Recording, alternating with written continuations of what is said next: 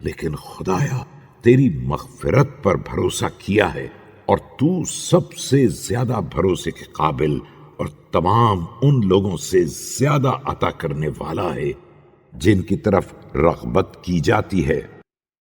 اور ان سب سے زیادہ مہربان ہے جن سے مہربانی طلب کی جاتی ہے،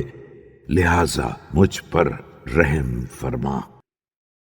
اے خدا کہ تو نے صلب کی ہڈیوں کے تنگ راستوں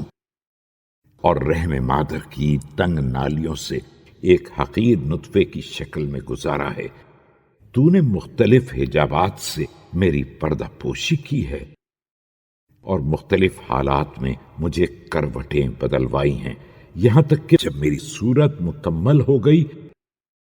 اور تو نے میرے اعضاء و جوارح کو مستحکم بنا دیا، جس طرح تو نے اپنی کتاب میں توصیف کی ہے کہ نطفے سے علقہ بنا، اس کے بعد مضغہ بنا، پھر ہڈیاں پیدا ہوئیں، پھر ان ہڈیوں پر گوشت کی تہیں چڑھا دیں،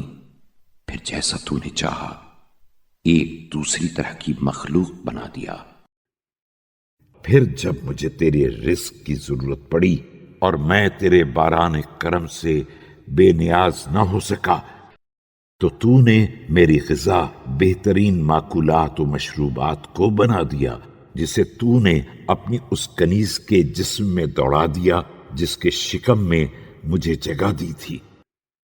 اور مجھے اس کے مرکز رحم میں ودیت کر دیا تھا، حالانکہ اگر اس وقت مجھے میری طاقت کے حوالے کر دیتا